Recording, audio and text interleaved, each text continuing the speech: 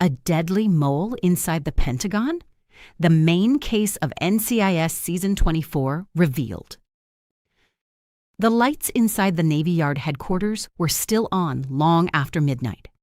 For most people in Washington, D.C., the day had already ended. The streets were quieter, the office buildings had emptied, even the city seemed tired. But inside NCIS headquarters, nobody was sleeping. Not after everything that had happened. Not after the blood. Not after the betrayal. And certainly not after the file that appeared on Timothy McGee's desk at exactly 12:07 a.m. The envelope had no return address, no fingerprints, no markings. Just 4 words written across the front. The mole is inside. McGee stared at the envelope for nearly 10 seconds before opening it. The room around him felt strangely silent, almost too silent. His heart began beating faster. Inside was a photograph, nothing else. No explanation, no note, no threat. Only a photograph. A Pentagon hallway. A man walking away from the camera, a classified folder tucked beneath his arm, and written across the image in red ink, "He is not alone." McGee immediately called Torres. Within 20 minutes, the entire team was gathered. Alden Parker stood at the center of the room. Jessica Knight folded her arms. Casey Hines enlarged the photograph on the screen. Jimmy Palmer quietly watched everyone. Nobody said a word. Then Casey broke the silence. "I think we have a problem." The image zoomed closer. The hallway wasn't just any hallway. It was a restricted Pentagon corridor. Only a handful of people were allowed inside. And according to Pentagon security records, nobody should have been there that night. Nobody. The room became colder. Not physically, emotionally. Because every agent in that room knew exactly what this meant. Someone inside the Pentagon had lied. And if someone had lied, someone had access. And if someone had access, then classified information was already moving. Somewhere. To someone. For months, NCIS had been recovering from one crisis after another. Director Leon Vance was gone. The agency was still carrying emotional scars. The team had survived attacks from outside enemies. But this was different. This wasn't an enemy across the ocean. This wasn't a terrorist cell. This wasn't a foreign assassin. This was someone already inside the walls. Someone trusted. Someone invisible. A ghost hiding in plain sight. And the deeper the team dug, the more terrifying the truth became. Because the mole wasn't stealing information. The mole was shaping events, changing outcomes, manipulating investigations, turning allies against each other.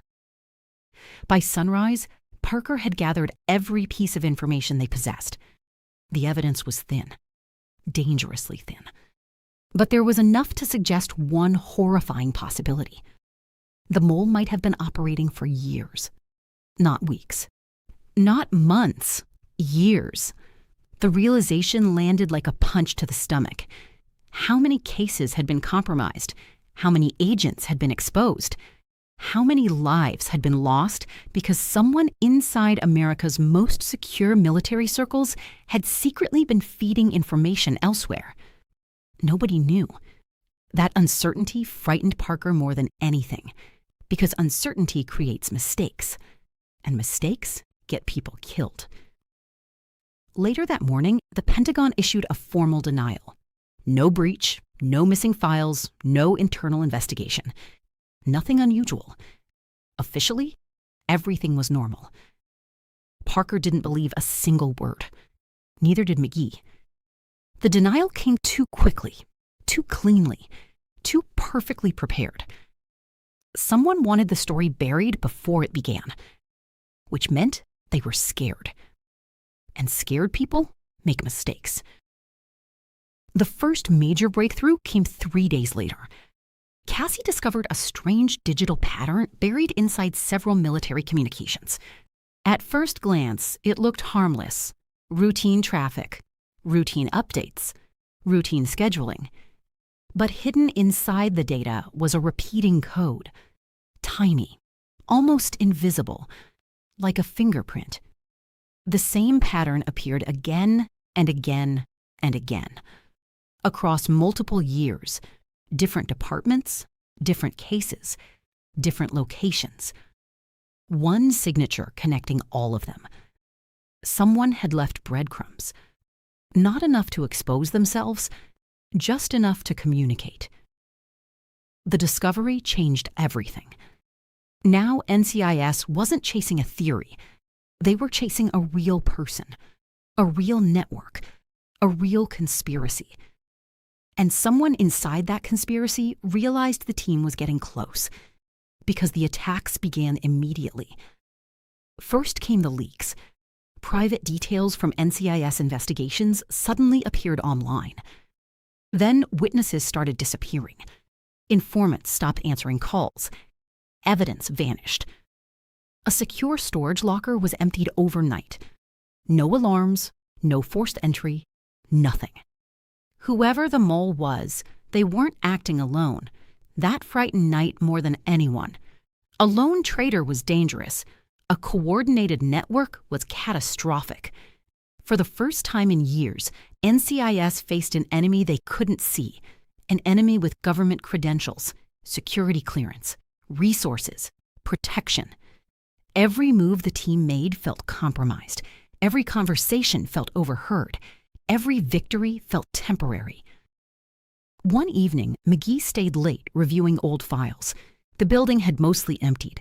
The halls were quiet. The office lights buzzed softly. He was halfway through a decade-old case when he noticed something strange. A name. A single name. Repeated across multiple investigations.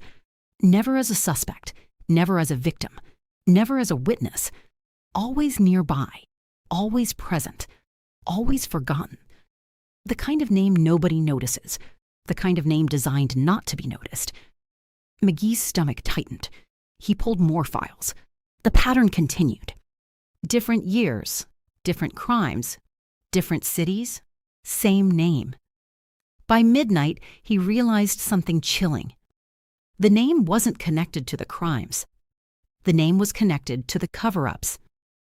Every investigation that mysteriously collapsed, every suspect who escaped, every lead that disappeared. The same shadow appeared somewhere nearby. McGee immediately called Parker. Neither man slept that night. The next morning, NCIS quietly launched a secret operation. Not even every agent inside headquarters knew about it. Trust had become a luxury, and luxuries no longer existed. The investigation slowly led them toward a Pentagon analyst named Daniel Mercer. On paper, Mercer looked harmless. 48 years old, military family, clean record, decorated career. No financial irregularities, no criminal history, no obvious motive. The perfect employee. Which made him dangerous, because perfect employees rarely exist. Everyone leaves a trail. Everyone makes mistakes. Everyone reveals something, except Mercer. The cleaner his record appeared, the more suspicious Parker became. Real lives create imperfections. Mercer's record looked manufactured, polished, edited, almost artificial. Like someone had spent years carefully removing every flaw. The deeper NCIS looked, the stranger things became. Entire periods of Mercer's life seemed missing. References couldn't be verified. Former colleagues remembered him differently. Stories changed. Dates shifted. Facts refused to line up.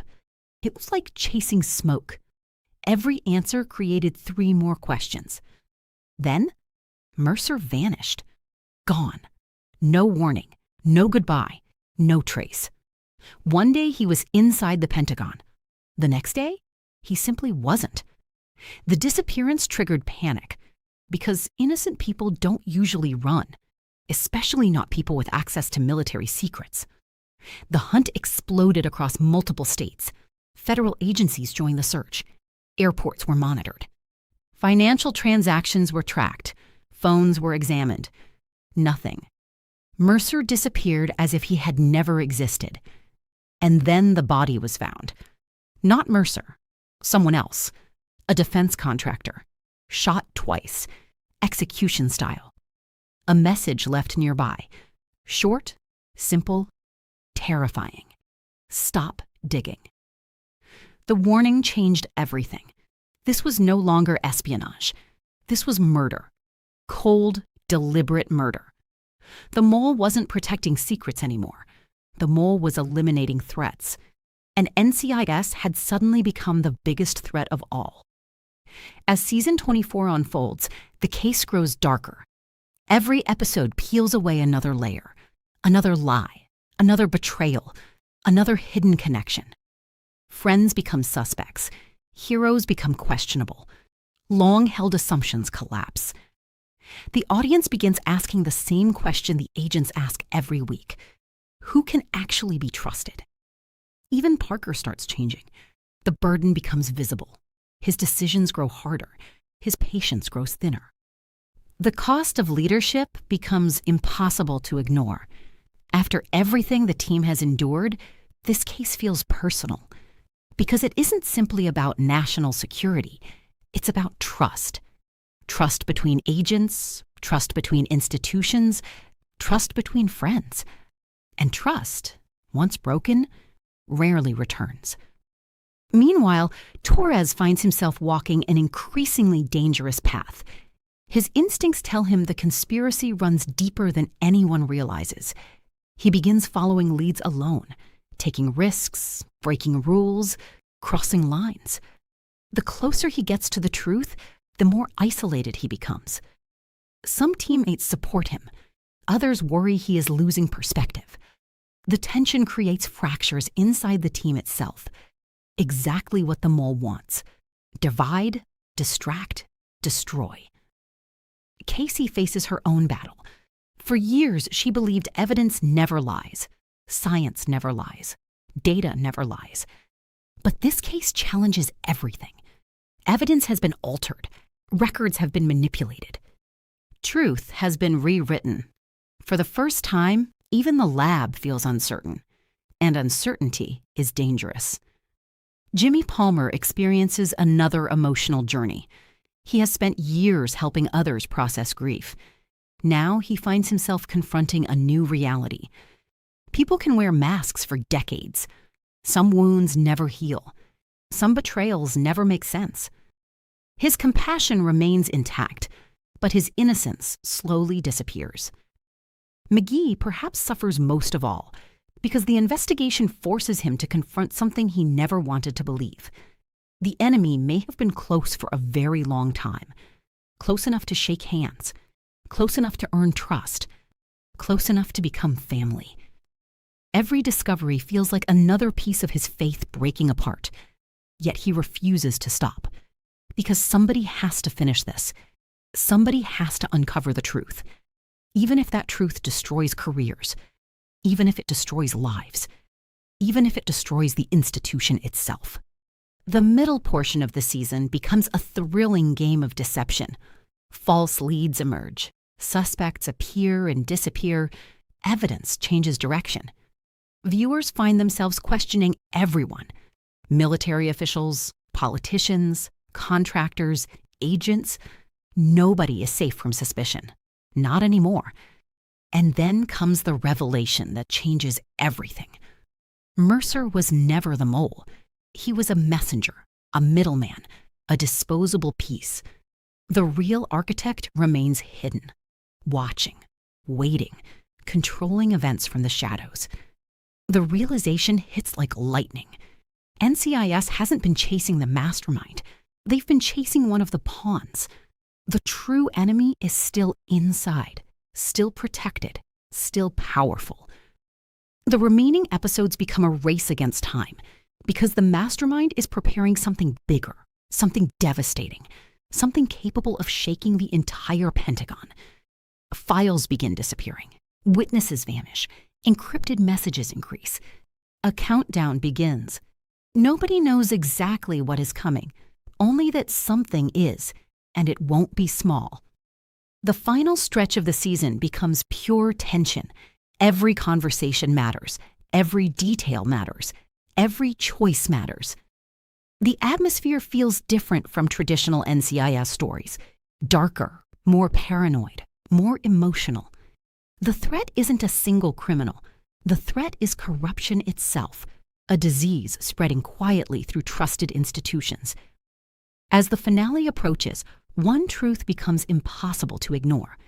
The mole's ultimate goal was never information. Information was only a tool.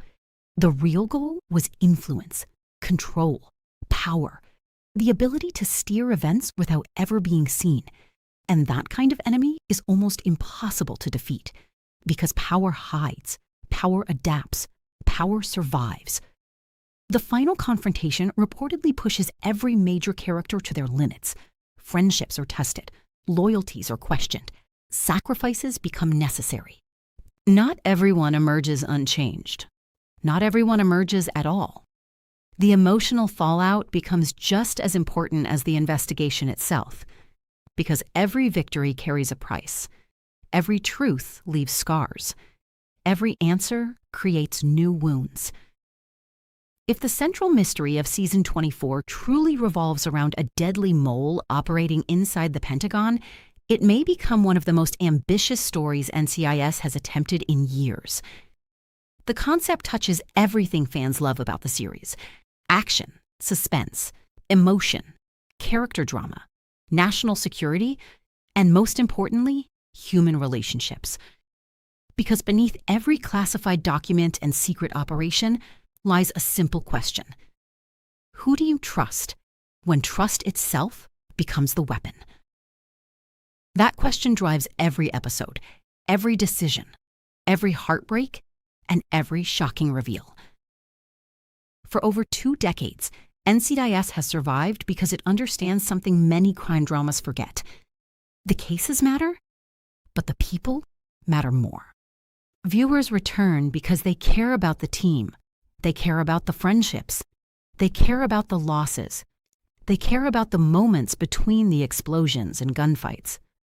Season 24 appears ready to challenge those relationships in ways fans may never expect. And if the clues are pointing in the right direction, the biggest threat won't come from outside America's walls. It will come from someone already standing inside them. Someone trusted. Someone respected. Someone hiding in plain sight. A deadly mole. A dangerous conspiracy.